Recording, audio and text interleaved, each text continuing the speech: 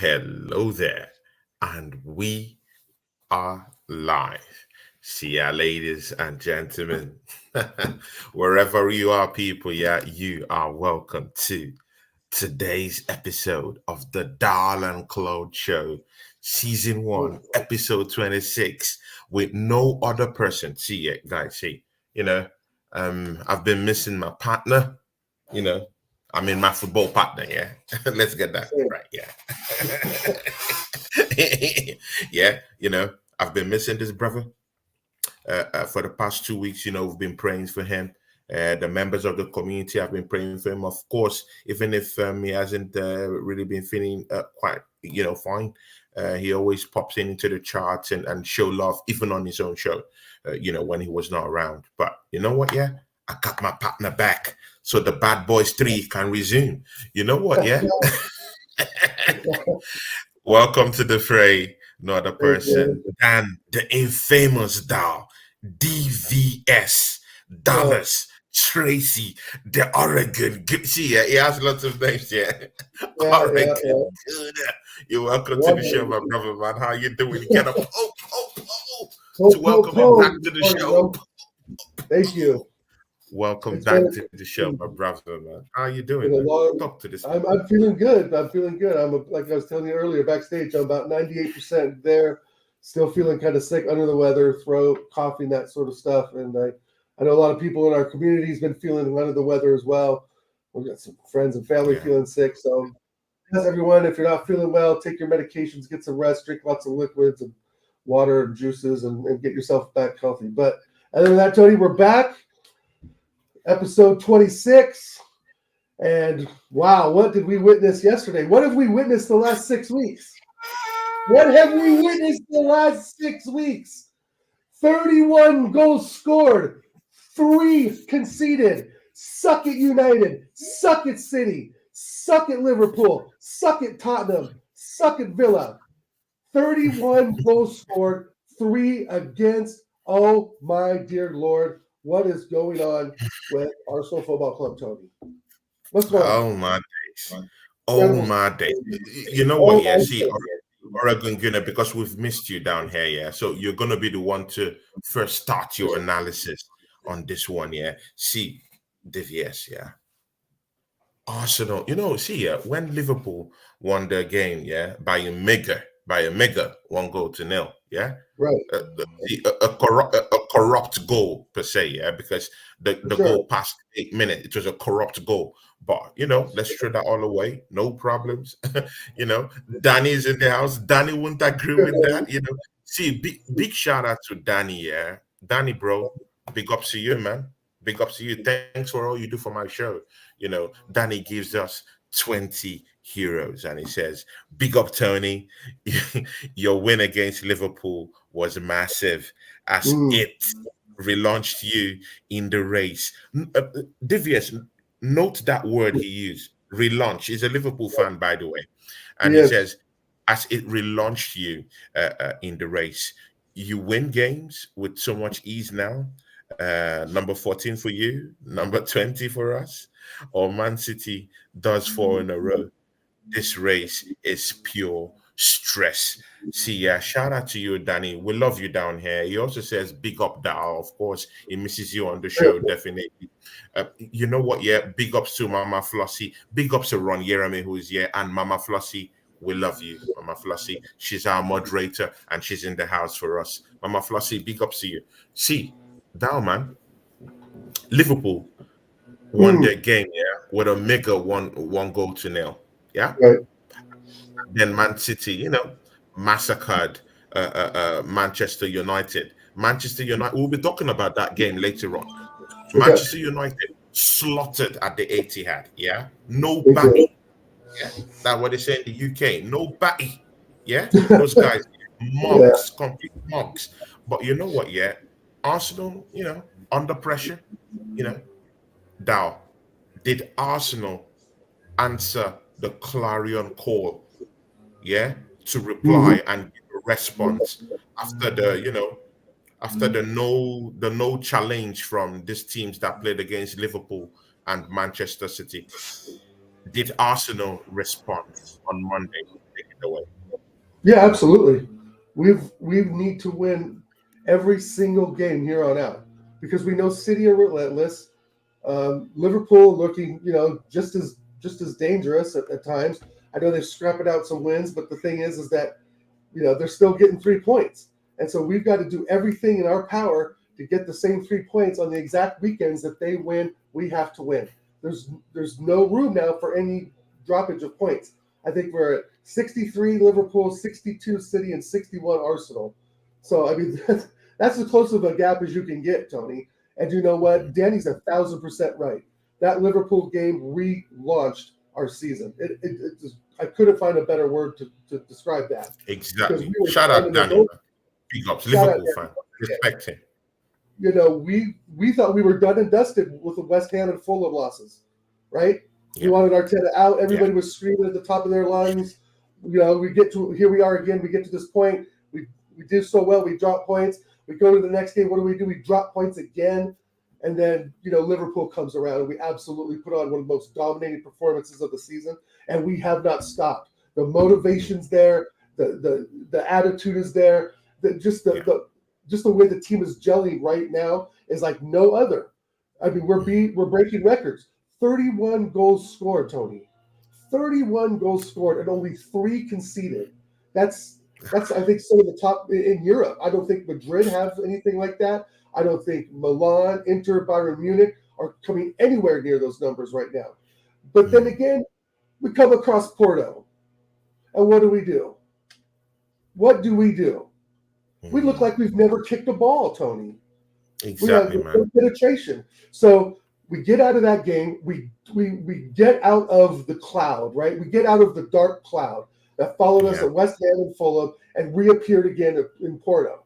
But you know what? Porto got to come to our place this week. Porto have to come and do the business like tomorrow, right? I believe tomorrow. So I'm expecting. No, not tomorrow. No, we have the Porto game the following week. Yeah, exactly. The following week, fair enough. They got to come to our place, and we have to put a 4 or 5 nil on them. There's just no question about it. Are we going to do that? Probably not, because Porto is not Sheffield, and all due respect, they're not Crystal Palace, Newcastle, West Ham, etc. Right? They're a much more crafty, integrated team that will tiki-taka all day long around your defense. So it's a different strategy. But for now, let's ride the red and white wave, right? Let's get on our surfboard and ride the red wave, because the thing is I don't think anyone can beat us right now. I would play City tomorrow when I think we beat them. I'm that confident. I'm not confident we're going to win the trophy, but I'm confident we can beat the teams. You know what I mean? I want to make that clear. But if we beat those teams, what do we get? We get a trophy. So we have to win the games. That's all I'm saying is important. A draw isn't going to do it. A draw will kill us, Tony. A draw will kill us. Any draw against any team. United, we got United coming up, City coming up. Big games. And a draw against City, maybe, but Liverpool are relentless too. So exactly. We're in a good position.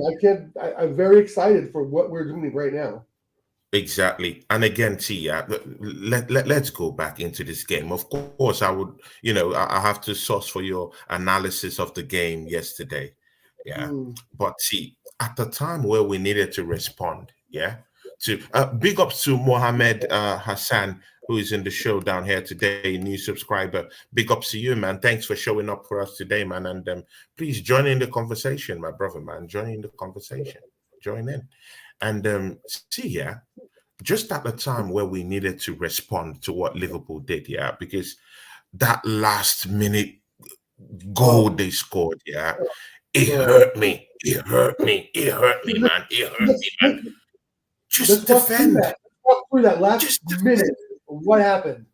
A foul by Joe Gomez, and the ref looks right at it and doesn't call it. Pick up, Rosie. Shout out to Rosie. She says, "Welcome back, Dal. Have a brilliant show, guys." Danny, well done for the super chat. Hope you're well. Big ups to you, Rosie, and thanks for that. Yeah, big ups to you. And you were saying something. All right. I don't mean to interrupt you. I watched the end of that Liverpool game, and I literally was seething with anger. And that's not about the title race. It's about the referees making the calls. Joe Gomez fouled, I can't remember which player it was specifically, before the ball got up the pitch, before they got that corner kick. It should have been a foul on Gomez right then and there. And I didn't watch all that game. I heard he almost had a red card against the keeper. Him and Matt Turner, I guess, got into it as well, and each were given yellow cards or something like that. So I don't know, man, about the referee. I think that it was absolutely horrible. It is horrible. It is horrible. And actually, Tenny, I think, do you know what? He's going to be in our next matchup, but in the VAR room because he has been banned from officiating a game. He just has one game suspended. So imagine he will be in the VAR room against Brentford.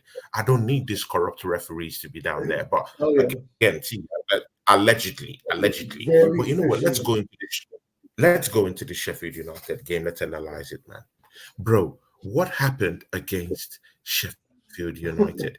See, Darman, the way we are playing, it looks like, for me, this is a title-winning team. I don't know about you. I don't know what you think about this team, but the way we're playing, is it the second balls? Is it the duels? Is it the 1v1s? Is it the counter press? Is it the fainting of the press? Is it the individual battles? Is it the attacking and defending? Is it accessing into the box? Is it set piece? See, which areas isn't Arsenal dominating, on the pitch? We snipe their necks, we snipe their necks. We suffocate these people. They can't even see. There was no way, Sheffield United could actually hold the ball. They tried playing from the back. They tried looping the ball. Our central defenders were already actually in the middle of the pitch. Everyone, the press. Like, see, Dao, I don't know, but this is the best piece of football that I've seen in the last 20 years at Arsenal. I'm sorry, man. Arsene Wenger gave us lots of memories. I get that. Yes, he won us titles. I get that. But let's throw that all away, man. Let's just throw that all away. It's in the past. Apart from that, this is the best piece of football I've seen in the last 20 years. And you know what, You know what, Dow? If we continue in this way, we're going to win this title. I'm sorry, man. What do you think? Talk to us. Analyze the game. Because there's lots of things you have to talk about. The best thing I saw first minute out is Chris Wilder wanted to play us in a 4-3-3. Are you absolutely stupid, Chris Wilder? No wonder he's going to get fired. You're going to play a 4-3-3 against us. I mean, it's just like, just looking at the team sheets, you can just see the names and the difference in quality. But I mean, they are so bad, Tony. And I don't know what the club's going to do, but I don't care, right? I don't care about Sheffield. The thing is, though, is that you cannot come out tactically and motivate your players who are 20th to play a 4-3-3 against the number one team basically in the league, right? Yeah. That's just stupid. Why wouldn't you go for a 5-4-1, a 4-4-2? There's many more combinations he could have used as a low block to maybe prevent half of those goals. Let's be realistic, because we're not good in the low block. In fact, my prediction for the game was only 2-0 because I thought, well, maybe Sheffield will pull, something out of their hat, put all their men back, and just, condense the pitch, right? And just fight off our attacks over and over. But when 4-3-3, you've got three guys up the pitch that aren't defending. So, I mean, it's just, it was dumb. It was moronic of him first to come out with that formation against us, right? I mean, that's just stupid. You can look at the results of goals we've been scoring, past videos of videotapes of games we played the last 3 or 4 weeks. So Chris Wilder set himself up for failure, number one. Number two, Gabriel is the best defender in the world right now. Oh He's my God, better than make that Ruben. make sense. Make that He's make better than sense. Christian Talk to Romero. the people. He's All right, better we're than gonna talk to the Upamecano. people. What defender's worse than Gabriel right now? Right? Which defender? I'm going to say I'm saying the world because I truly believe he is a shoe-in at Madrid. He's the first one on the team sheet at Barcelona. He's the first one on the Yeah. team sheet at Bayern Munich, Inter Milan. Gabriel has overtaken Saliba as the Rolls Royce. Saliba's a very, very nice Rolls Royce, but Gabriel It's is another. Rolls It's Royce the with new height. Rolls Royce. Yeah, it's an That is upgrade. right. It's an upgrade The on Rolls Royce, Bugatti, right? okay? He's the Bugatti of defenders right now. 6'3", fast as hell, smart, can read the whole pitch, bro. Him and Declan Rice Scoring goals. and scores goals from set pieces. How many goals he got this season? Seven I goals for think five. Gabriel. I think Five. five. I think five. Okay, it will Five be in the 7 Premiership. before the season's over. I think you're right. I think five. I think five in the Premier. Five in the Prem. Okay, so what I'm getting at, Tony, is that not only this game, but the other games, I know this one specifically, but it starts at the foundation. It starts at the foundation, right? The spine of the team is absolutely flawless right now. Oh. Gabriel, Declan Rice, Jorginho of all people is actually doing the job that you wanted him to do. And Odegaard, I've said it before, I'll say it again. You give that kid 4 or 5 yards of space, he will annihilate any defense in the league. And we see it over and over again when he's given space. When the low block is in play and teams come out to play us and challenge us, and you challenge him on the ball, he will annihilate whoever comes against him, especially from what we've seen in the last 5 or 6 weeks. We know he's out of ghost. We know he disappears in big games. But I think the momentum we're on right now and whatever strategies Arteta is putting forward, they're like sponges right now and eating it up. They're finding ways to be creative to win. And that's the Arsenal that I want.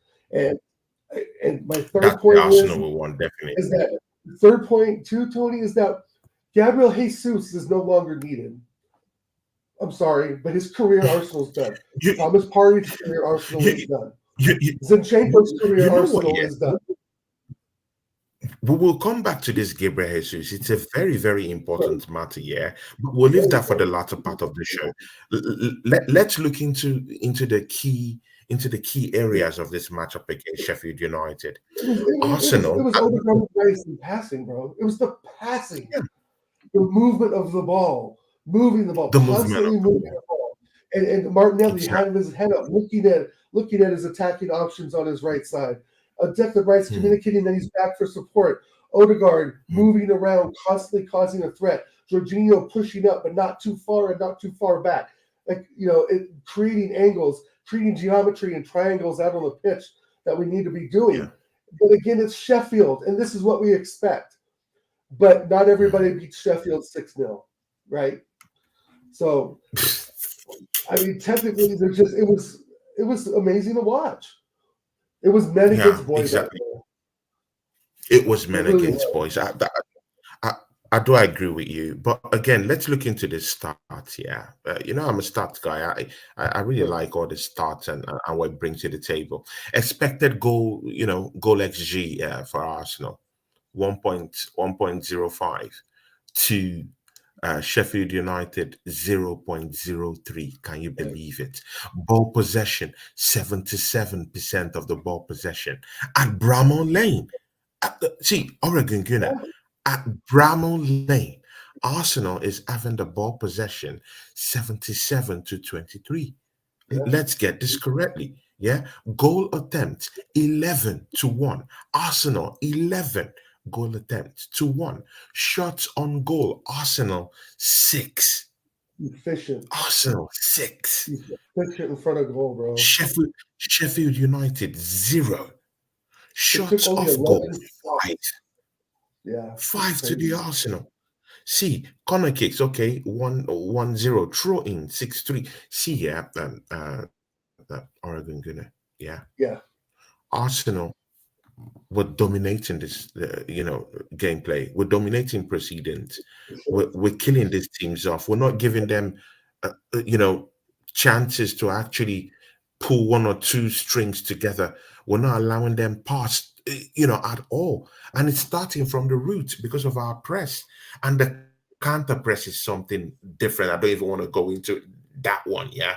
But I tried looking at Sheffield United. They tried playing from the back when they couldn't just loop balls, because when their goalkeeper tried looping the ball, of course, with the goal kicks, it was just going straight right back to the hands of Arsenal players. And then they said, "Okay, good. Let's try a plan B." And then they wanted to start playing from the back. Arsenal, with our press and our counter press at the end of the day, suppressed these people, yeah, Right. suffocated them. They couldn't just get out of their own final Yeah. third. It Barely out of was it. Yeah. it was shocking, yeah. And again, Oregon Gunner, shocking defending from the defenders from Sheffield United. It makes you wonder if this team is legitimately a Premiership team. Horrible. Coming into this matchup, yeah, they've Yeah. conceded 66 goals before coming into this matchup. 66 goals. I was on Jess' show the other day, and I told Jess, Yeti was there, some of our other community members were there. And I told the people on the show, I said, see, Arsenal is going to win by 7 goals to 0. I know some of them, might, deep inside them, I say, oh, what is Tony talking about? But no one is asking now, what is Tony talking about? Because That's yeah, great. it's true. The proof is It's in the great. pudding. And I was telling Yeah. these guys, this defense, this Sheffield United defense, it's poor. Do you know who they have down there? They have Ahmedizovic and they have Trusty, an Arsenal reject who Yeah. couldn't Yeah. get that guy couldn't even get 2 games on an Arsenal shirt. Right. And we see He's why. that he's that poor. He's that poor. The defending was horrible from Sheffield United. Yeah. I was like, who gives Bukayo Saka a chance to cut in? You, it's like they did not even do the basic No. technical know-how about who they're playing with. You're Right. playing against Bukayo Saka. You know he's gonna cut in. You know he's gonna find Right. spaces. Why? They didn't even double up on him. They left him totally unmarked, totally unchecked. And if you leave Bukayo Saka unchecked, he will punish you. For sure. And that was it. And again, Oregon Gunner, Declan Rice. What a bomb. Declan Rice. Incredible. I'll allow you speak, yeah, but I just have to talk about this Declan No, Rice no, guy. no, you're good. Oregon Unit. A couple of weeks ago, I was talking to your friend, also a mutual friend of ours, Mm. TJ Warren, on Mm. on Sarcasm TV, and That's right. I was telling TJ, see TJ, yeah, we demand more from Declan Rice. Mm-hmm. It's £105 million signing, yeah, but I think he can deliver. I think he can do more. I don't think he's that guy that would just sit down, yeah, and protect our back four. I don't think he's just that guy. If you see, because in the latter part of his stay at West Ham, you would Mm. see some traces of how he was, bumping forward, trying to get goals, Right. for West Ham. That's what he's showing now. He's showing it right now. He's that kind of guy that could go box to box if you want him to, move into position in advanced positions, come back, protect the back four, provided he has someone down there who protects him the same way he will protect the person, whoever the person is. And it happens that it was Jorginho who was down there. And of course, you do know, Jorginho will protect the back four. It would give him that space to roam, give him that Right. space to get into advanced places. And that's what you get. You start getting a Declan Rice, who's not just controlling the midfield, who's not just fracturing the fluidity of this players and leading our counter press, but he is that guy that could also go into advanced positions and get you goals. What do you think, Oregon Gunner? I think we finally found the position for him, which is left mid. This is what we've been talking about. This is what we wanted Havertz to do, right? The idea was selling Granit Xhaka, and this is what I'm thinking Edu and Arteta are thinking, right? Selling Granit Xhaka, get Havertz in, because he started Havertz at the left mid role, right? Rice was protecting the back four in the 4-3-3. And what have we said, Tony? Rice can't go vertically, up and down the pitch and up and down box to box. He can't do everything for everybody. And so the games that we struggled in, he was the cleanup man, right? He was cleaning up after Odegaard. He was cleaning up after Harvertz. Yeah. And there was when the ball went through to them and gotten close to our defensive half. So he was kind of a sweeper in front of the defenders at times. But now he's in a completely different role, right? Now he's our left attack mid. He's doing Granit Xhaka stuff that we've wanted Granit Xhaka to do for 6 seasons that he finally did, of course, last year. But other than Xhaka, the box-to-box play from Rice is some of the best in the league. It's nearly KDB level. Passing, I know he's not KDB passing, but you really can't say that Declan Rice has the energy of KDB. He has the heart of KDB, the motivation to play, maybe a few technical things, but he's also, KDB, I think he's 28, 29 years old. Declan Rice is 24. So let's take that in perspective as well, right? So, and his job isn't to be the attacking midfielder. That's Odegaard, right? But he's such a presence on that left side now. And remember, we talked about the weakness on the left side during the first half of the season. Zinchenko, Harvertz, Martinelli, when he was absolute dog shit. Remember, 2 goals out of 20 games or something like that? And then he turned it on against Crystal Palace. It's been fantastic every week since, right? So now we have Declan Rice in that role. So that's definitely strengthened the left side. And with Jorginho being the expert at cleaning things up, right? I know there's better out there. I think, of course, Thomas Partey's better. And there's other players we could get for Jorginho, but he's doing the job, right? So I've got to give the players their props right now. Again, 31 goals scored and 3 conceded. If we were talking about any other team, that would be just, incredible world football news, And I think it is now. I mean, again, I'm confident to play against anyone right now because I think he's got them so set up and they have courage that they didn't have earlier in the season. We weren't scoring goals. We were bigging up Fabio Vieira because he was better than fucking Harvertz. And we dropped the ball against West Ham and Fulham. But those things happen. And we were down in the doldrums. But my God, Tony, 6 games in a row, 31 goals. I can't imagine. I can't imagine.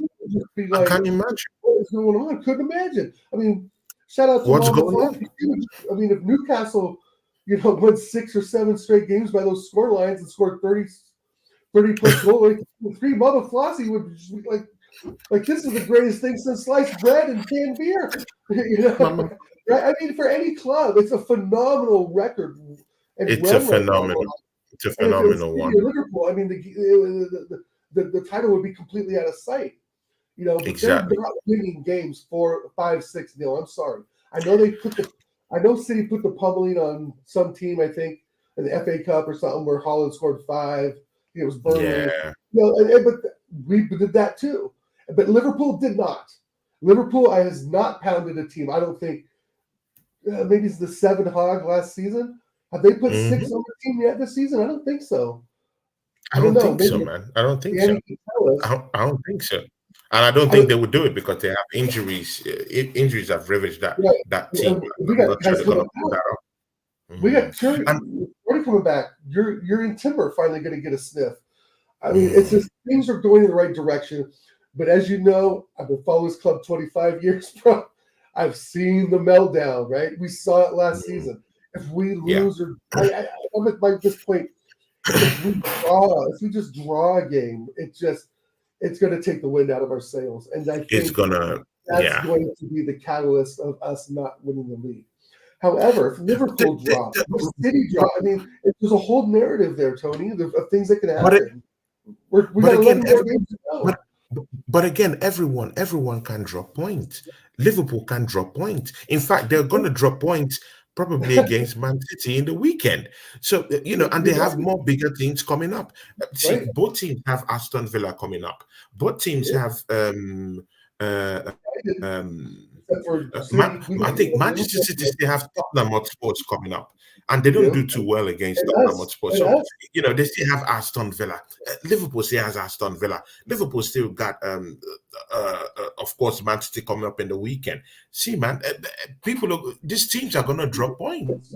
It's not So over. it's exactly. It's There's not like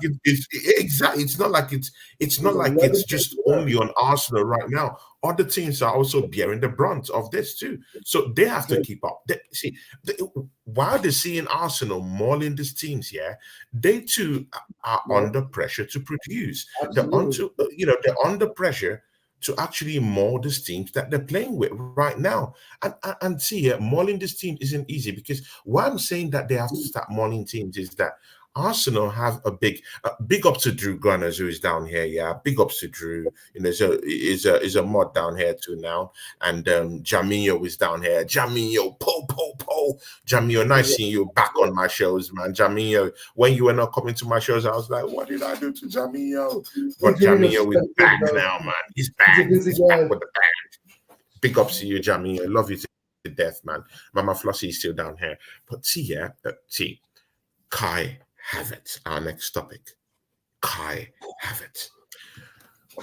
Oregon Gunner, man. And see, man, I don't know how to say this, man, but I'm beginning to change my mind. I'm beginning to think that maybe I didn't give this guy enough time to prove himself, to gel with this team.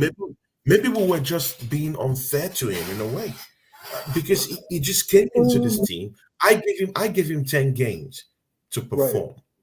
I gave him 10 games to perform. Maybe that's more, because when a player comes into a new team, he has to adapt into that new team. He has to know the new players down there. He has to communicate with them, know how they play.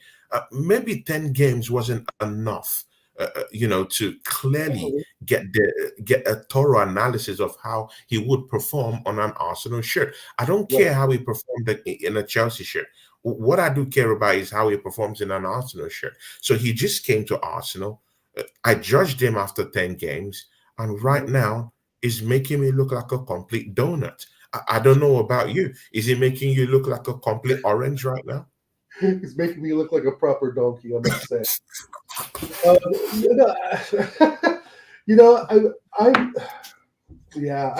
It's a tough one. So let's dive into this. He was by far our worst player at the beginning of the season. We've seen him grow, essentially, I guess you could say, and kind of gel with the team more. And now we're getting some results out of $65 million purchase. He did to the left side of midfield and looked completely lost yesterday when we made their substitution now. So let's not forget that he's just not a midfielder. Maybe it's the same case of putting Robert Lewandowski at midfield or something, right? I mean, I'm not trying to compare the two. Please don't. I'm not trying to compare Harvertz and Lewandowski, but it's like putting a striker there, maybe, because we've seen that his best output is up front.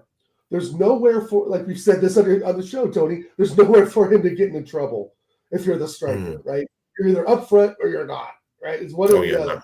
So, and he's a 6'3" presence. He's skinny. He's got the skinny looks, but he's a big, tall guy. He's a big, tall guy. Let's put it this way. Chelsea's not the right move for anyone in the last few years, right? Yeah, their Champions League run was an incredible run. Fantastic for them. They got another fucking trophy. Yay, big deal. Kai Havertz scored the winning goal. Big deal, right? And I got to agree with what you said. We can't judge him by looking at how he performed at our number one rivals. Chelsea are our number one rivals. Let's be real. Just because we're closer to Tottenham doesn't mean they even rival us, but that's a different story. So we buy him basically from our rivals for 30 million pounds less than they paid for him. I think they paid 92 million for him, actually.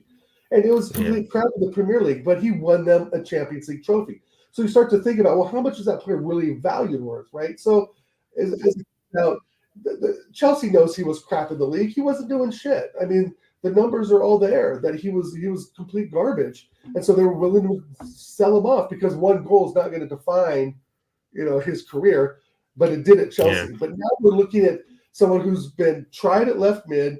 It's obviously not working there. He doesn't know the positioning well of the position, right?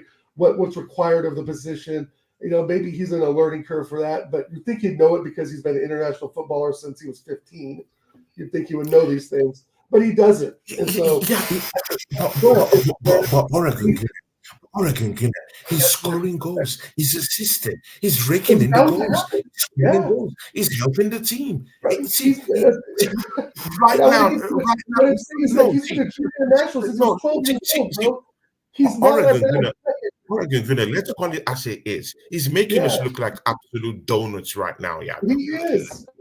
He's proving us wrong, and that's what I want. Prove us wrong. It's what I want. Prove us wrong. But he's doing it in a very amazing fashion because I think his teammates are slowly beginning to trust him in this team because in the first 10 games. No one trusted him. No one wanted to give him the ball. But right now, they trust him more. He is becoming an intricate part of our gameplay.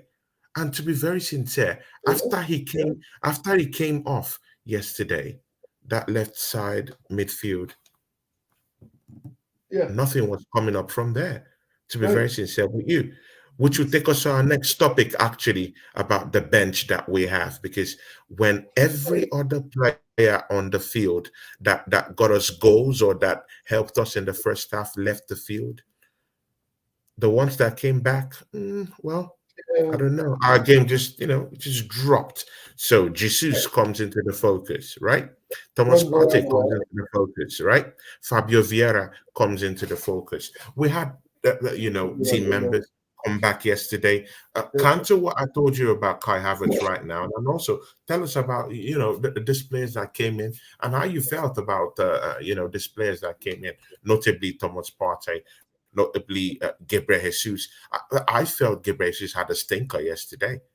Yeah, personally, I thought he had a stinker, and I don't want to see Gabriel Jesus anywhere the starting 11. Maybe after winning games, but anyway, I'll allow you to go first on that one. What do you think? Well, you can see the levels just drop. I mean, Gabriel Jesus, I think he worries. He's either trying not to score a goal, or he's just waiting to get a penalty. I don't know what he's doing, bro. Because there was times there, it's like shoot the ball. You don't need that extra touch. You don't need that extra pass. Shoot the ball. And when things don't go your way, stop getting these comical looks like you don't know what's going on. Be involved. Be in the moment, Jesus.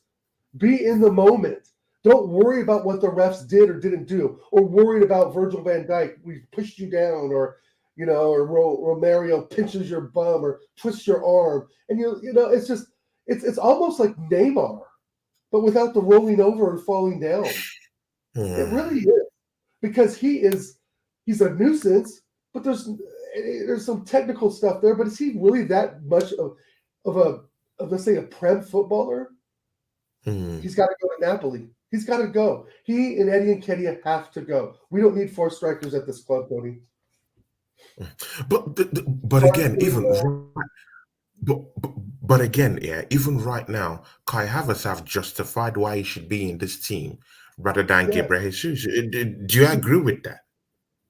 At this moment in time, like Juminho says, Kai Havertz is a purple patch player. He's going through a nice purple patch, and you have to ride that patch to see how. Yeah, you have to ride it. Yeah, of course. Stop now. Capitalize on it. And put Jesus in there. You're not going to get that same blending of the squad. It's just not going to happen. I mean, Jesus can score goals, so he may pop 1 or 2 in, right? And he's, to me, I think Juminho hit the nail on the head. Jesus is a purple patch player. How many times has he started week in and week out, and maybe an assist, maybe some decent passing, but no goals?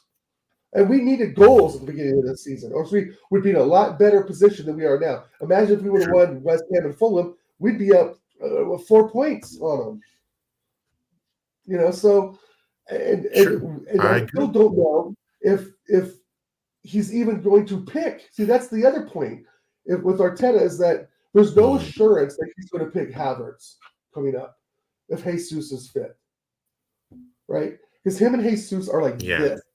They're very, very close together. He believes in Jesus. Jesus is obviously bought into the program, trust the process, all that PR jumbo mumbo. And here's Trossard, who's productive in front of goal. It's like, he's not an all-out striker, but he's productive up there. Harvertz showing productivity up there, scoring goals. Him and Trossard are strikers right now. He didn't even give Eddie Nketiah a sniff, and he got a hat trick against him last time. Eddie Nketiah's done. Jesus is injury prone, has to go. Napoli's sniffing around. Let the kid go. Let him go. Let him finish his career in Serie A. We have something in Harvertz as a striker. Now, I don't think I don't think he's the striker. I mean, if Ivan Toney's coming in, Ivan Toney's the one. If Osimhen's coming in, Osimhen's the one. Jonathan David, etc. Right? But the thing is that we've got to work with what we've got now. We spent the 65 mil. It's starting to show some fruits of the money, fruits of the labor, right? But and again, all this is happening in the first season. Right. He could drop a stinker anytime, and then we're back to hating Harvertz. But see, Kai Havertz has scored at least up to 7 goals this season. At least up to 7. Yeah. And he hasn't been played as a striker. He hasn't been played as a striker in all the games, basically. He's got assists. He's got assists. He has actually outscored Gabriel Jesus, who's our main striker. Show me the numbers. I believe it. Yeah, I believe Show me the numbers. Exactly, because that's what's going to be asked. What are the numbers you're putting up here in a team? Yeah, because we have to deal with the numbers at this stage. And isn't it funny, that Arsenal have scored 31 goals in about 7 games, and we don't have an out-and-out striker who could claim that in those 31 goals that he has scored 10 goals. Incredible. We've been done. I mean, how much did we want a striker in January? We were begging like peasants, please get us a striker. Please get us a striker. And now it's just like, what the fuck happened? Like, everyone is scoring goals. Everyone is scoring goals. We still need a top striker like Ivan Toney or Victor Osimhen in, because Kai Havertz is not going to be that guy for 38 games, bro. He's not that guy. That's for sure. That's for sure. He's having perfect. He's having a great purple patch, and he's proving himself for the badge. He's doing what he's supposed to do. At 250, 300,000 pounds a week, I expect this guy to be bagging 7 goals plus. Yeah, plus. Yeah. And I just, excuse me, my voice is still. Yeah, sorry. With him and Eddie, I guess with Jesus and Eddie, it's just too much. No club is going to run 4 strikers, bro. If we're now playing Harvertz as a striker, there's no reason for him to go back to left mid. We've got that covered with Rice. We can put Emerald Smith Rowe there. I think he's out though this summer, but we could put another body there, other than Fabio Vieira, El Neni, right? The usual suspects that should have been gone years ago, right? Buy some players, fill in that strengthen the left-hand side, but make Rice that starter and bring in Zubimendi as the central defensive mid and sign Jorginho up for 1 more year. I mean, I think that's what's going to happen. Thomas Partey's going to go too. But Oregon, see, I can't remember the last time, when Arsenal scored 31 goals, even in 15 games. I can't remember, or 10 games. I can't remember the last time we did that.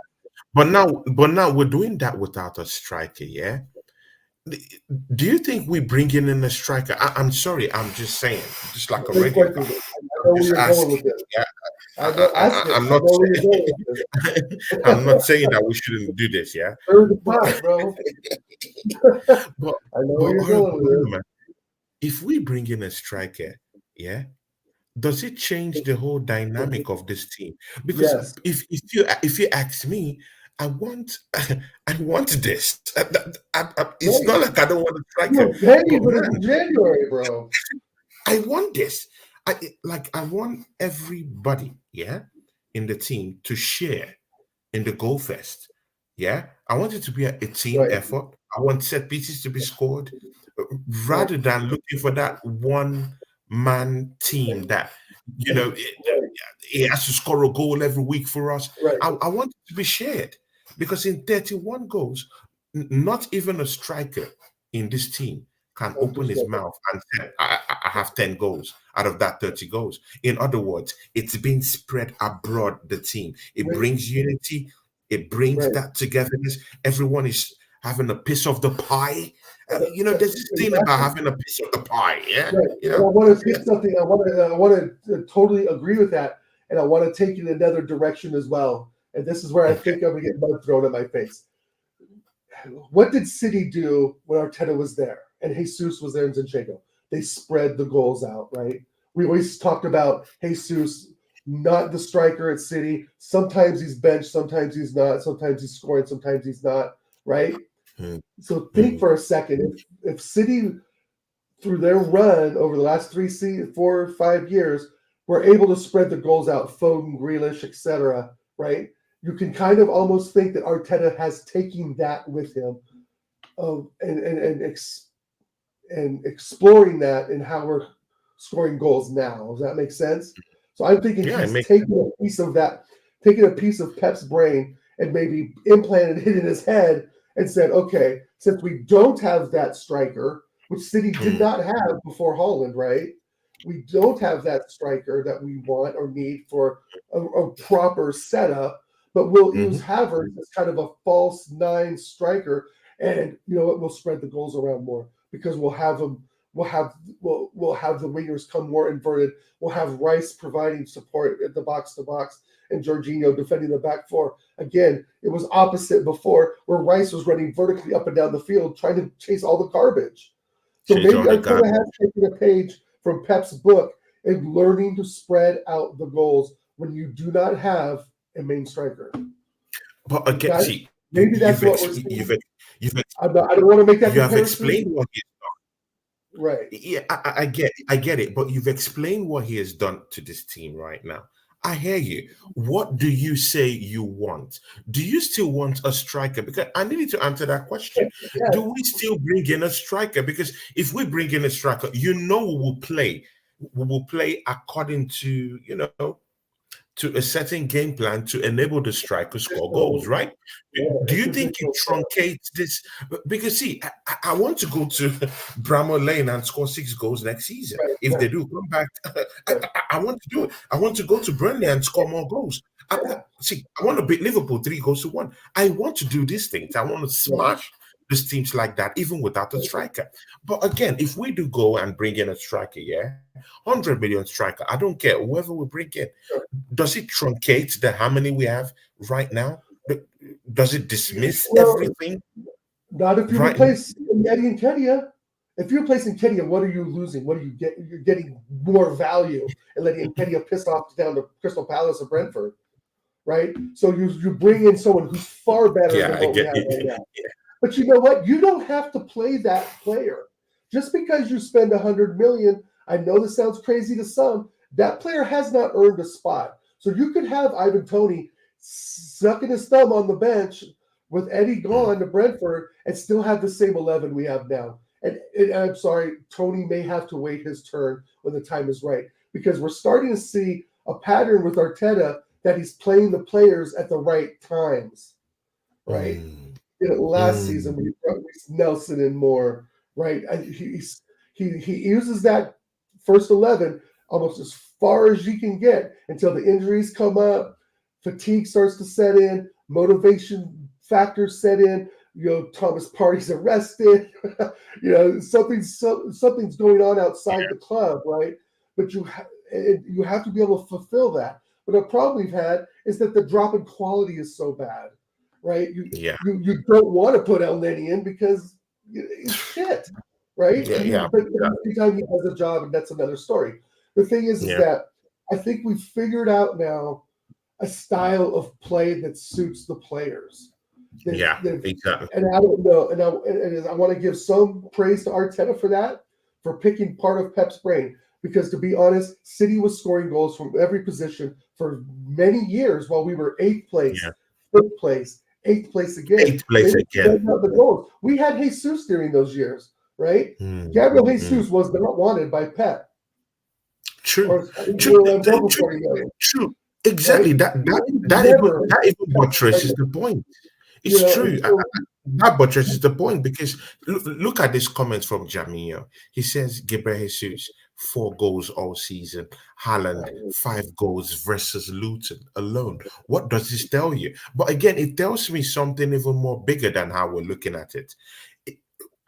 Arsenal built, even when Gabriel Jesus came into the team, Mikel Arteta built this team to suit Gabriel Jesus. He wanted Gabriel Jesus to be the focal point of his attack. But what happened?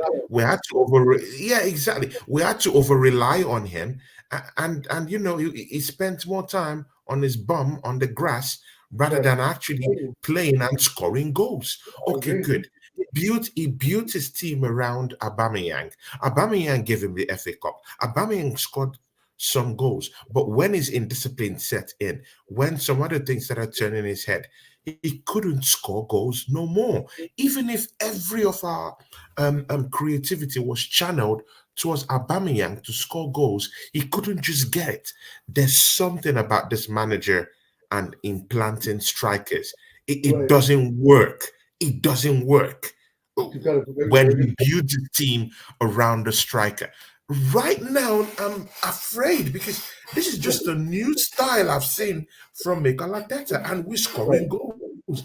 We're sharing the goals abroad. Do we really need a striker to come and truncate this? Because I'm sorry about this. I might get a lot of stick for this, but I'm sorry. I like the way we're blitzing these teams. We're pummeling these guys. Messing them up, brutalizing them, snapping their necks. 6 goals to nil, 5 goals to nil, 4-1. Imagine beating Newcastle 4-1. Imagine stifling a team like West Ham, suffocating them. Bro, that was the David Moyes team. Even in set pieces. And he's shocking. I want this kind of gameplay. And if this kind of gameplay could win you games against Liverpool, which is a big team as far as I'm concerned, and the team to beat in this league give you a 3-1 win over them, of course, in your home ground.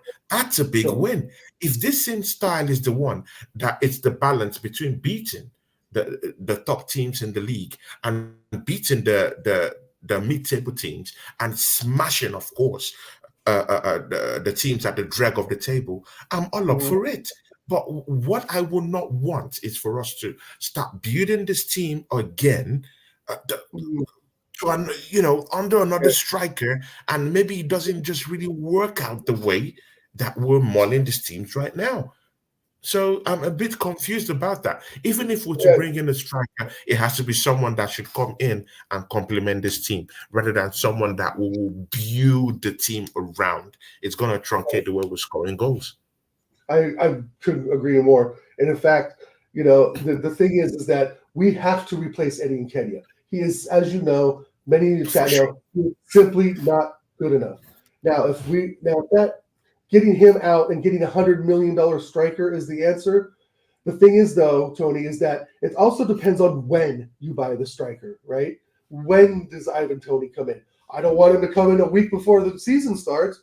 I don't want him to come in the end of August. I want him to come in July 1st, 2024, so he can train with the team, blend with the team, just get involved with what's going on, ride the wave that we were on. Even if we don't win the league, if we finish third, to me, I would want Arteta out because it'd be 5 seasons with only one FA Cup. but that's again another conversation for another day. Yeah. But bringing in a striker will enhance the team if you bring them in at the right time. That's part of the reason I used to get so frustrated with some of our signings in the summer, and of course in January, but specifically the summer, is because we bring them in so late. It would take September, October, sometimes November for those players to get up and running. Look how long it took Kai Havertz. And we just don't have, I don't have, as fans, we don't have another year to wait for a fucking Premier League trophy so they can blend in players. Give me a break. I'm done. This is the beginning of the season, the fourth week. So I'm done blending in players. Like, make the purchases you need early and blend them in the summertime like any And blend normal it in. Exactly, right, man. Exactly. Don't play against. Don't play Ivan Toney against Liverpool United right away. Maybe let him ease in with a Villa game, a Crystal Palace game, and then play the City game, right? I mean, it's common sense shit. And that's why I got so frustrated with Arteta forcing Havertz into the side earlier this season and trying to make something out of nothing. Yeah, out of nothing. He didn't even know where to go. Yeah, it was following Gabriel like a lost puppy because he didn't know where the fuck to go on the pitch, and we can't afford that anymore. Especially, Ivan Toney, if he doesn't, we get him, he will fuck up the chemistry of the team if we take out Havertz or Trossard, right, and just throw Toney in late in the beginning of the season. But again, if he did not toss Kai Havertz into the spaces, how would Kai Havertz realize himself, understand his role in this team, motivate himself to do what he's doing right now? So we can look at it from both lenses too, because probably maybe the persistence of pushing him into this team. Look at what we're getting from him. He has outscored Gabriel Jesus, who's been a prominent member of this team this season. He's contributed more to this team than Gabriel Jesus and Eddie Nketiah put together. Let's be sincere about it. The goals that Nketiah has got, the goals Gabriel Jesus has got, I think it will be equal or thereabout the same thing with Kai Havertz, and that's two strikers that we have in this team. Kai Havertz have done them this season. Even the assists. Look at the assist yesterday. I know. And Kai Havertz has to. Look at the assist from Kai Havertz yesterday. He has to play the days. I mean, again, like you said before, there's no other way for him to get lost. He gets lost in midfield, becomes a complete passenger. And like Juninho said, he's accommodated other players to play him. But now if you just play him up front and be that 6'3" body that could probably occasionally get goals, but can definitely hold the ball up, with his back to goal. We've seen him do that a few times over the last few weeks. We need a Giroud type presence there. In no way is Havertz scoring goals like Giroud. I mean, he's just not. No, definitely doing that, right? Definitely. So that realizes more Martinelli and Saka and Odegaard and even Rice now to get in on the goals. And that's where the spreading out is, and the piece of intelligence I think Arteta has finally learned from Pep is that your goals don't always have to come from a striker. But then, of course, they get Holland and they do then they go on and do what they did last season. They make their whole full with the striker, which is a complete opposite of what they've done 5-6 years before. What they've done 5-6 years ago. See, but again, I still firmly believe that players can actually evolve. You can evolve the way you play. You can change the way you play. You can improve your game. And this is the thing with this Kai Havertz issue. Just last week, Kai Havertz was dribbling. I think he was dribbling 2 weeks ago. I think he was dribbling was it the Newcastle defense to score a goal? Did you see that dribble, or was it against Burnley where he dribbled and just nutmegged one of the players, found himself into a goal scoring position and scored? Who knew that Kai Havertz could dribble? So that's what I'm saying. He's evolving. Even the goal he scored yesterday, I never thought he had that kind of style. Great goal, in him. It was a great goal. Great goal. Exactly. So he's evolving. He's evolving. So, of course, you can say he will never be a striker like Olivier Giroud, but we've totally forgotten that he's young. We've totally forgotten that he's young. Sure. Yeah. We've totally forgotten that, he could evolve. We've totally forgotten that this was his first season at Yeah. Arsenal. So, maybe, just maybe I was wrong.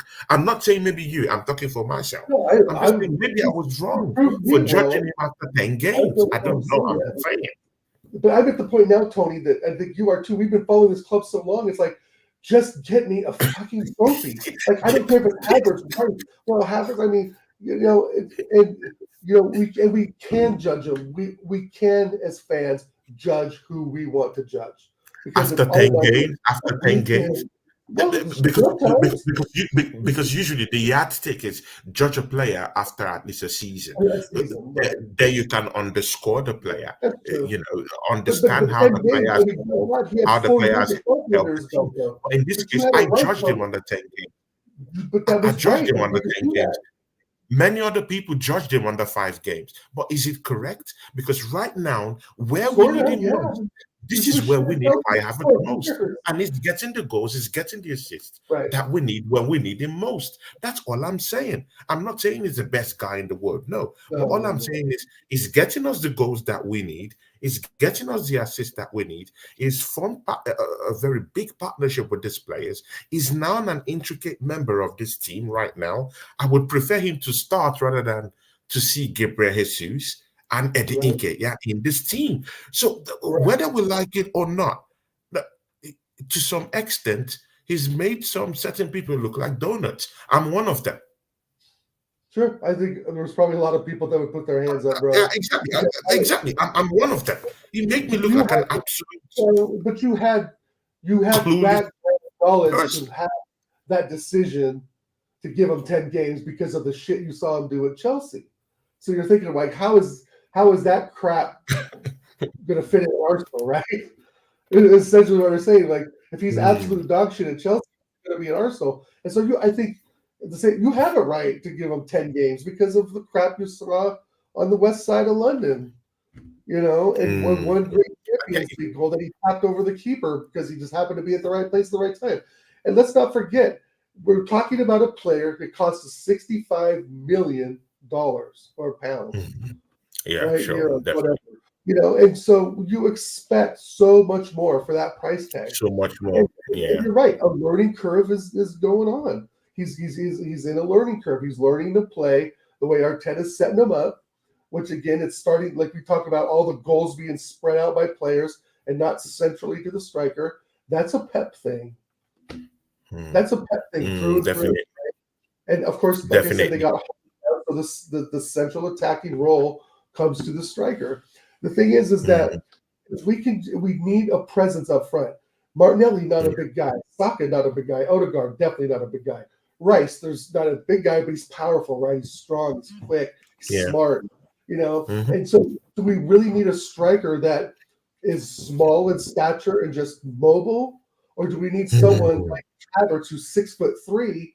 Yeah, he's not, he's not a world beater in any sense of the word, but he holds the ball up, and there is IQ there that we're starting to see that this guy can actually play the way we want him to play.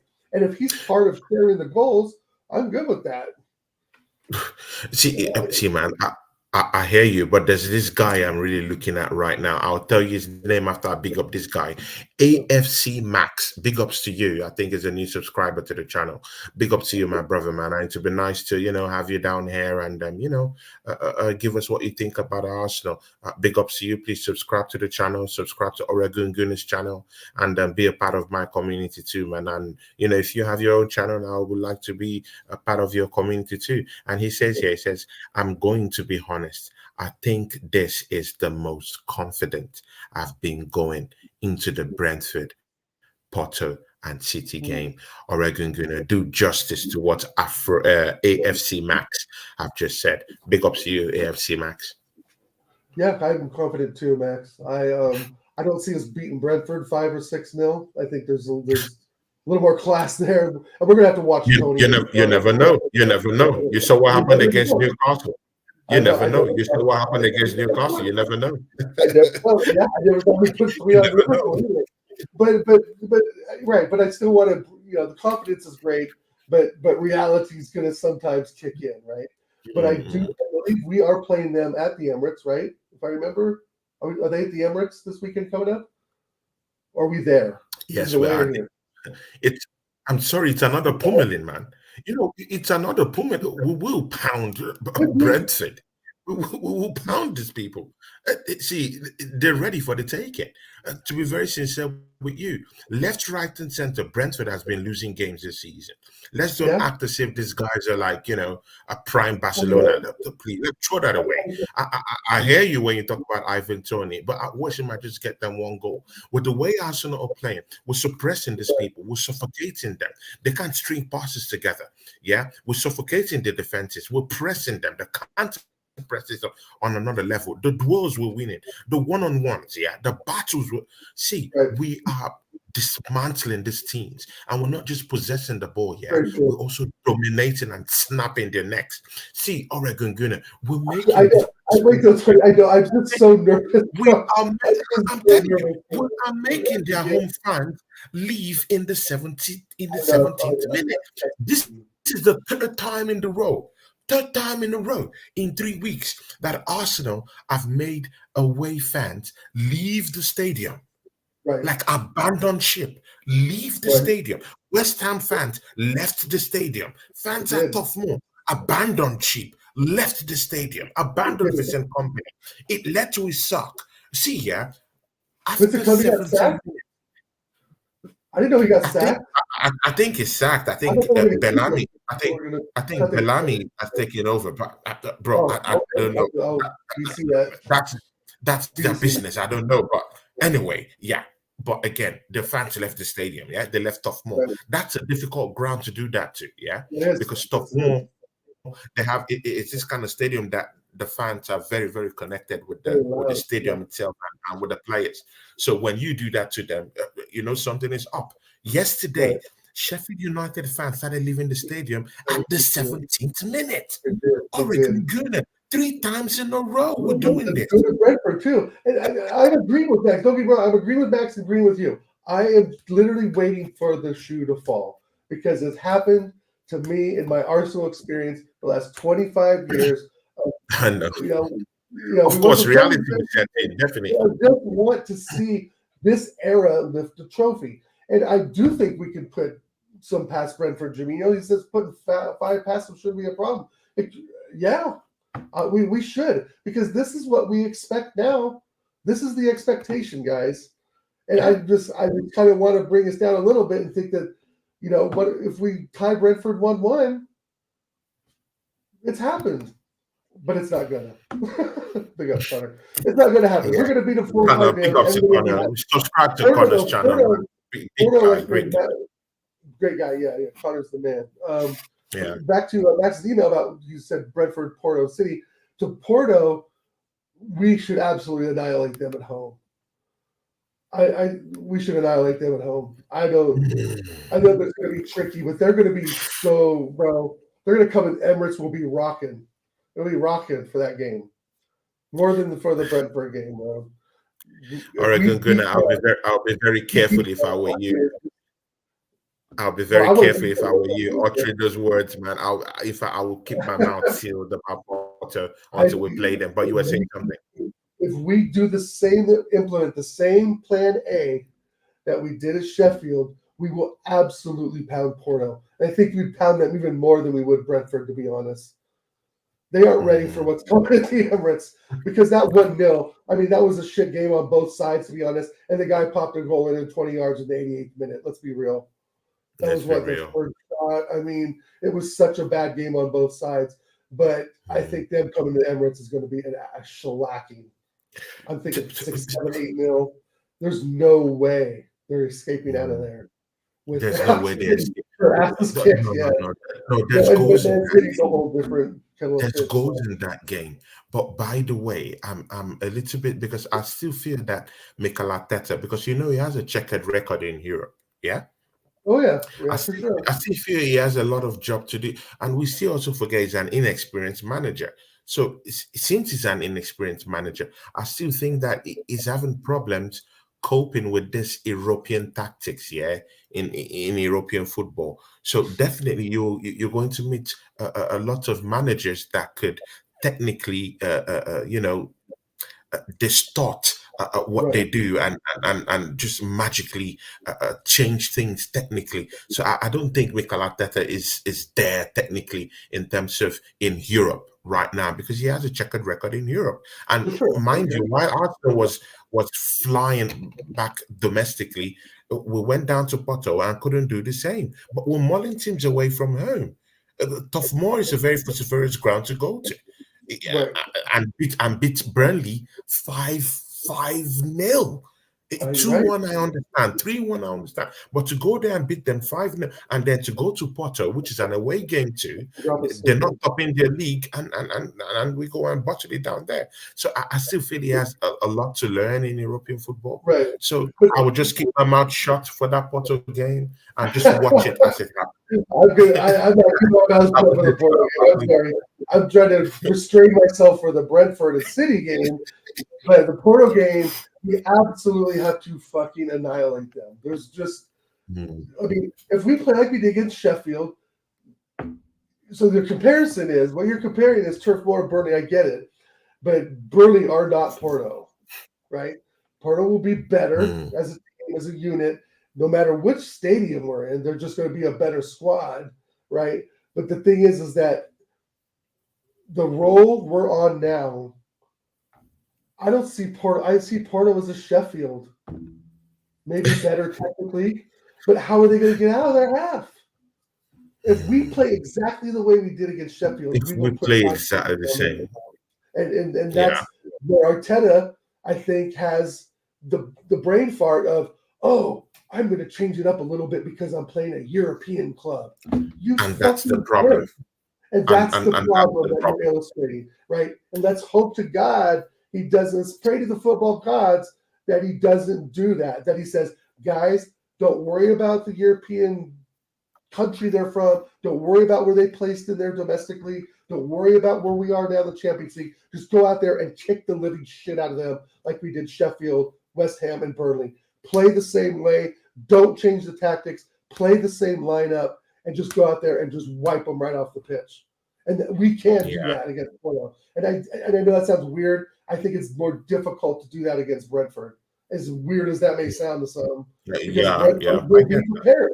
Thomas Frank is a better manager than Chris Wilder. They're not going to go 4-3-3. Are you fucking crazy? They're going to do a 4-4-2. I think they play a 4-4-2, obviously, with Mbeumo and Tony up front. But it's, I don't know.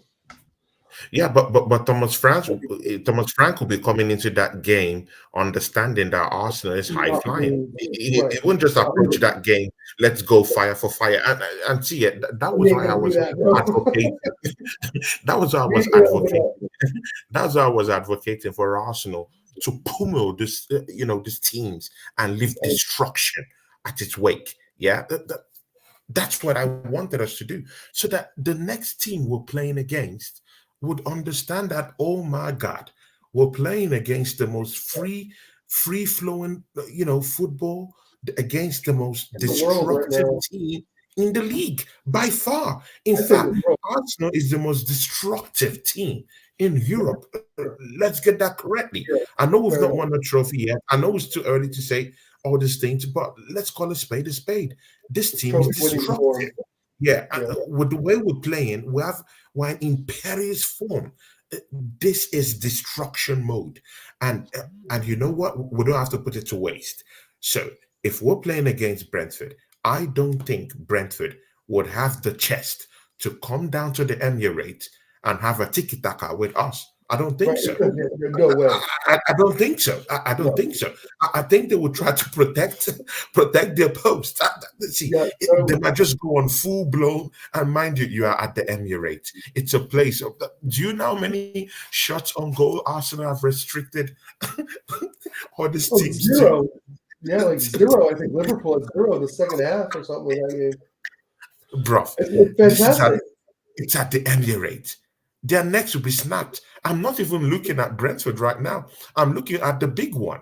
Porto, and after Porto, I'm having that eye on Manchester City because Right. those are the people we should be talking about right now. Brentford Right. isn't in our That's level right now. Tony, I love that you say that, because that's the way I feel too. And a lot of fans and you felt over the last year. And then what happens at Brentford, right? You've got to set yourself up for the fall against Brentford, right? In some cases, right? You know, I after what you said, I completely agree that they will have nothing but a counterattack with Ivan Toney. That's all they will have. And if Thomas Frank wants to come out and play 4-3-3 and come out and play a little football, they will get absolutely turned over. And Thomas Frank They, knows that. they will get We they know will that. get grilled. Trust He'll me, get they will. crucified. Right. So They for will. him to come out Shout and out to do a whole Longhead Yeti. Yeti's in the channel. yeah, Big up to Yeti. Yeti had a great show yesterday. Big up to him. He knows I love him. Big up to you, Yeti, man. Big up to you. Luke James is also down here. Look, where have you been, man? Where have you been? I need you on this channel. I need you more than ever right now, Luke James. Big up to you, man. Nice to see you down here, Luke. Hope you're good. Yeah. Oregon, you were saying something. I want to. I think a lot of our fan base is, especially the ones that are on the fence really about Arteta in or out, and some of course are out or in, but I'm kind of just waiting for the next, like I said before, the next shoe to fall. I'm waiting for the end of this incredible run to happen, because I just feel that it will, right? And I'm not trying to be negative, of course, and bring anyone down. I'm confident just as much as like Max said he is. Yeah. But I just know from history, either Arteta now in those last 5 years or even Wenger will tinker with shit, right? I just don't want any tinkering, because that's what messes things up. Or left back, stay there. Just stay there, right? Is Tomiyasu better? Yes. But do we now bring Tomiyasu in after Kiwior's had an incredible run at left back? I mean, these are questions we were talking before about striker. We got to ask this about the defense midfield, the attacking four, attacking five, everything, because game is a must win.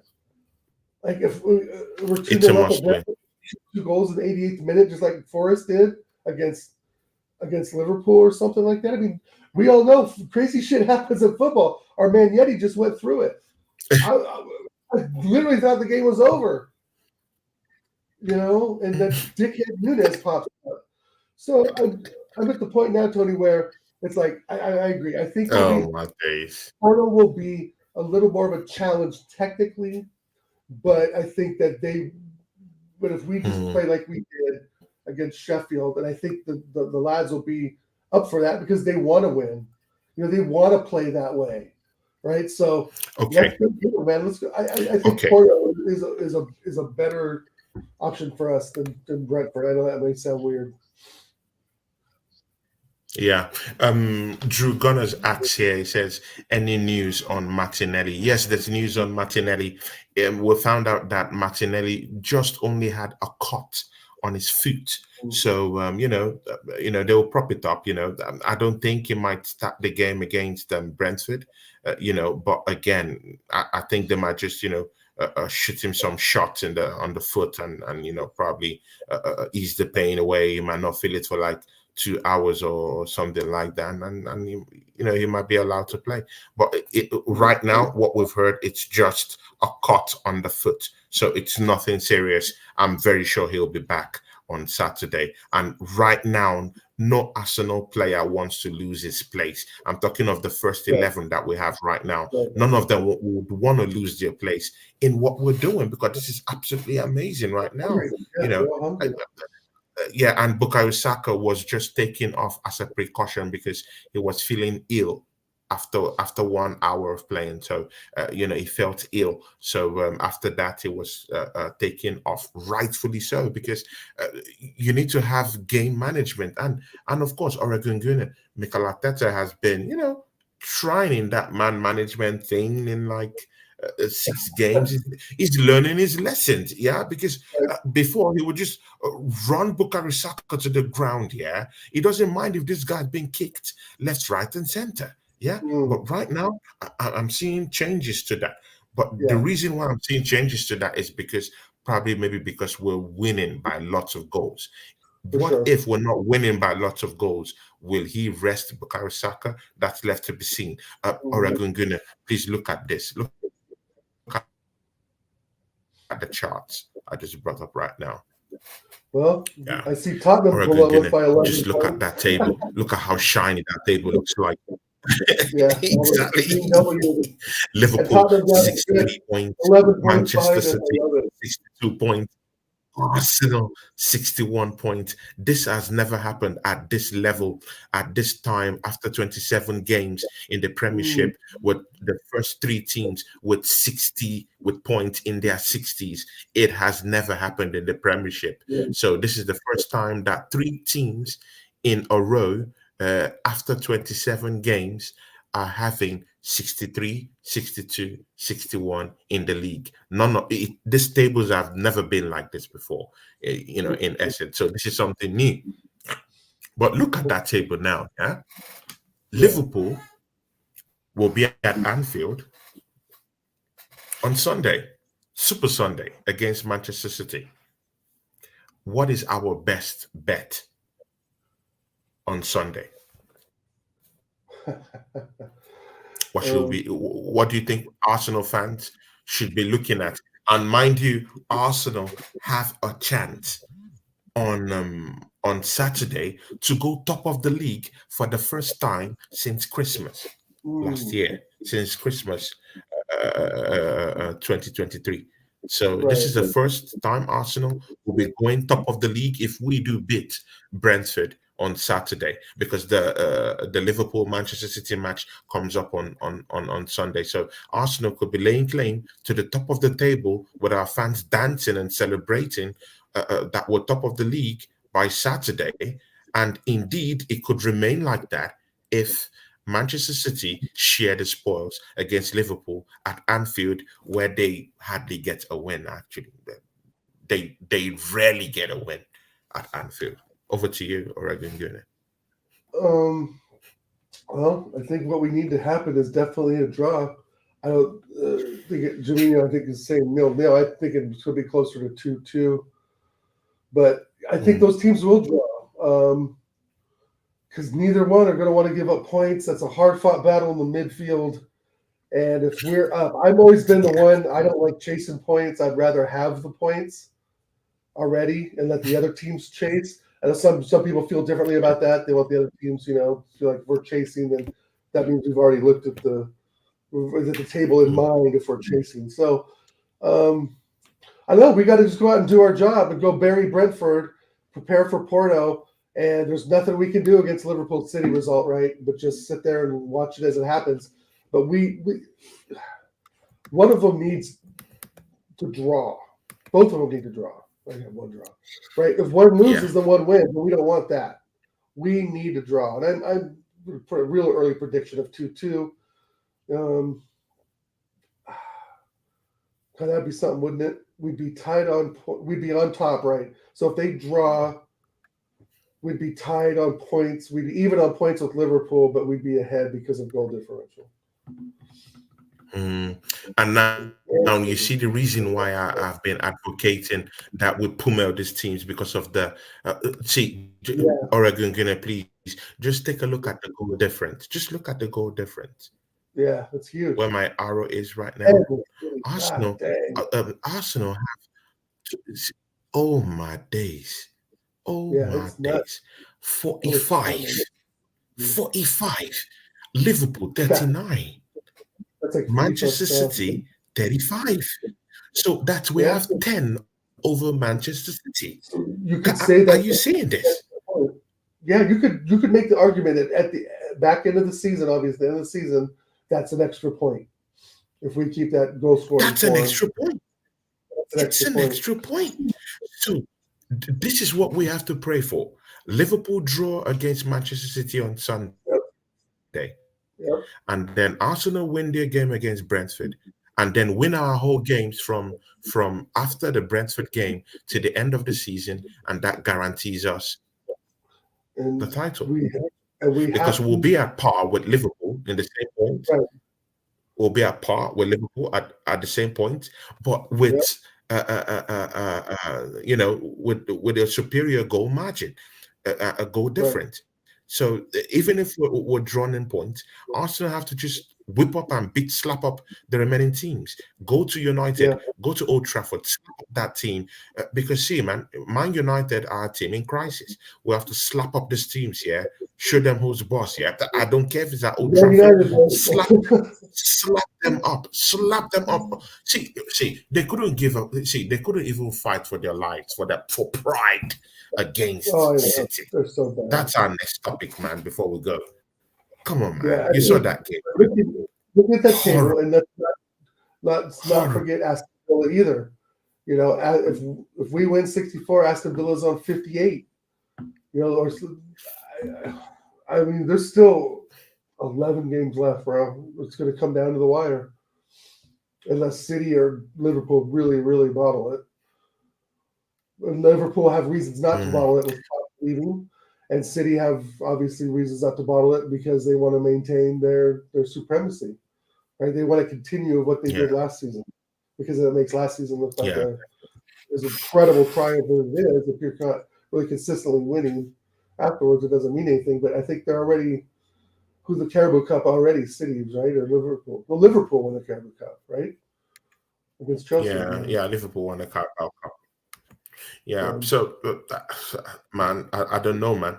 I don't know. We have to oh, just it pray was a, that they draw, that the draw against Liverpool. That's our bet. That's our yeah, best bet. yeah, That's that's our our best best bet. bet. But we still got because to play our because game. You that's can't our best rely. bet. You can't rely on those other teams, though, right? So we still have to be, all guns firing, scoring goals, Mm, uh, strong, strong defensive, pressure, not changing things, right? Like, oh, all of a sudden now I need to change this or that, right? And managers, a lot of managers are guilty of doing that. Arteta's not the only one. Pep's done it. Ferguson's done it. Wenger certainly done it. You know, I think that if we can just get through the Brentford and Porto, that will ease us into the break. Hopefully, we don't get any injuries, and just do what we got to do against City. And I think City would even succumb to some of that pressure that we did against Sheffield. Their left back and right back, they're not that good. They're average. What, Kyle Walker, and who's yeah, our left back? Kanji or somebody. I mean, Kyle Walker could be pressured. Their left back mm, could be mm. pressured. Diaz could be pressured. Any of the players you put pressure on, but the city one, that's the big one for sure. Yeah, City. So, man, but again, don't forget that these teams, these teams also have games to play with hard opposition. Liverpool still have that crunch matchup against Aston Villa. We have that crunch matchup against Aston Villa. Liverpool still have to fend off Tottenham Hotspurs. That's a big one. At Anfield. Manchester City still have to play against Tottenham Hotspurs, and Tottenham have their number, right? Yeah, exactly. Yeah, So the same but thing with same thing with I us still too. think we'll beat So Tottenham. I you know, don't think Tottenham are that exactly. good. So every team, you see, I still believe that I still believe that point will be dropped in this Oh upcoming yeah, games. Yeah, there's 11 games to go.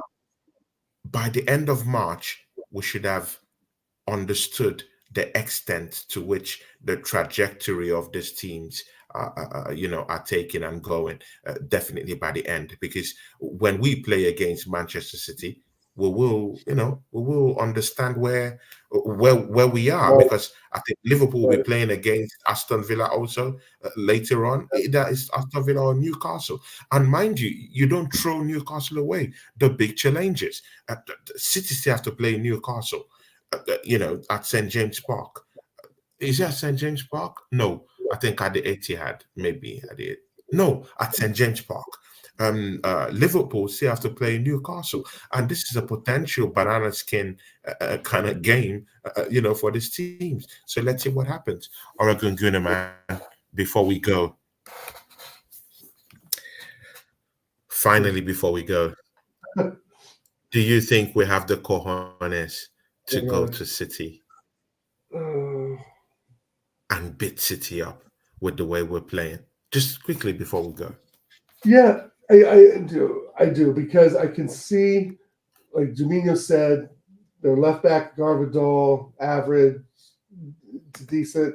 Kyle Walker, we've got to look at the personnel that we can use that they have that we can use against them. Right, we got to press them into submission.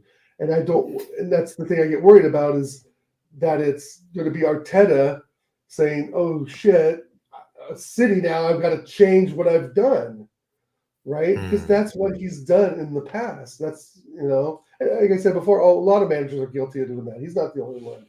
Um, but it's going to be on him to say, to fight, like you said earlier, fight for those 50-50 balls, press them high yeah. up the pitch, make them make mistakes, force them into making mistakes, keep your Mm, concentration.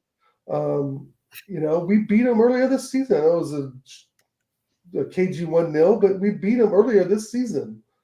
And it was one great 1-0 by Martinelli, but that's something to at least take, some for us to take pride in and as some motivation to go in there and do a job. Because I think there's certain aspects of their squad that are weak.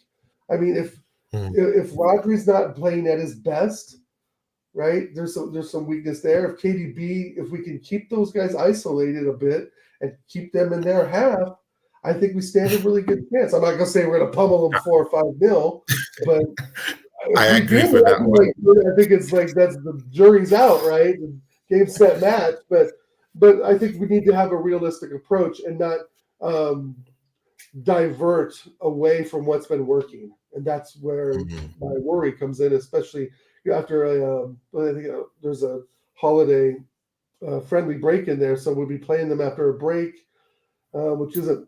I agree with Jamino. That's not my favorite time either. I'd rather play them now, like tomorrow, no. basically, because we're going. But it's going to be on Arteta to not make the changes that he thinks are needed. Mm, If we see Jesus up front and Havertz on the left, it's going to cause problems. yeah, Towards, definitely. I think I, the I agree. fans, because they like what we see now, and why Mm, try to fix something again that's not broken that's now, not broken. right? But see, Oregunguna, just before we go, whether we like it or not, on Saturday, changes will begin to ring in into that team. The first of note will be David Raya. He won't be able to play against Brentford, of course, his former club side. Huge direction. He's down here. He said, "What's up, me bump or Claude brothers? Big ups to you, man. I saw you on the watch along the other day, man. Hope you're doing good, man. We're beating these teams, man. Having a huge direction Yeah, doing that, man. statement. Big up to you, man. Interesting name. Um, Jamie is down. He said the Chelsea game got rescheduled as well, so it's 3 weeks without playing in the league for us. So we could be Mhm. a bit rusty in that City game. Yeah. So as City also will be rusty. Let's get it correct. City have almost all their players playing in international circles. Why Arsenal? Even the ones playing in the internationals aren't really, too solidly into the fabric of their national teams. Yes, Saliba plays for the French national team, but they also have wealth of defenders that would always come in before him. Bukayo Saka, yeah, for England, but there's other people that could even use Foden. See, I don't care. Maybe we should even feign injuries against Brentford. How about that? Fall off. Ooh, What about the now dark you're really art? getting creative, Yeah, Tony. exactly. Fall off. Just fall off. Just do like this. Fall off. You Fall know, over. come on, man. Fall off. We just And fall and, over and, and have a big shout. Oh, and injured for 3 weeks, and he's gonna come back against Man City game. How about that? The dark art. How this about is that? what builds character in the players, right? Games like this. I mean, it could be worse in Brentford. It could have be like freaking Liverpool in there, right? We have Liverpool, Exactly, Porto. man. I mean, it could be worse, and I, It could be you know, worse. I'm waiting for that final the other shoe to drop. but I would be growing with every goal as well when we smashed Brentford It 4-2. grows. Yeah. So, It's funny you said it grows with every goal, and of course, huge direction said it grows with every goal. What is going on here? what's going on with this um, podcast? Jamia says City have FA Cup game before the break, and we don't. Yeah, There's a exactly. plus. So I yeah, mean, every little yeah, thing they have. helps, right? Pray to God, Yeah, Holland gets injured or Rodri gets kicked in the groin or something. I mean, things can happen. exactly. You never know. It's You gonna know, happen. You never know. You Piper never takes out know. Rodri. You just never know. Exactly, Uh, man. Oregon Gunner, man. but having Shout the fun. people out and tell them, where you're at, and it's nice to have you down here, man. Yes, Guys, you sir. see why I missed my brother, man. So that's why I'm Yeah, happy. wow. Oregon Gunner is here, and I did not want to bring in any guests today because I just wanted me and Oregon Gunner because I haven't had him for weeks, so it's nice that I could come down here and me and him can chop it up for 1 hour, 30 minutes. So big ups to you, Oregon Gunner. Nice to have you back. Thanks, buddy. Good times. Pull, pull, Nice pull. to see you Thanks, again. So talk to the everybody. people, man. Great show today, Tony. A lot of fun. It's good catching up again. I know I've been sick the last couple of weeks, so I'm feeling much better. Voice is almost there. So, yeah, great time today. And I just realized that my microphone is.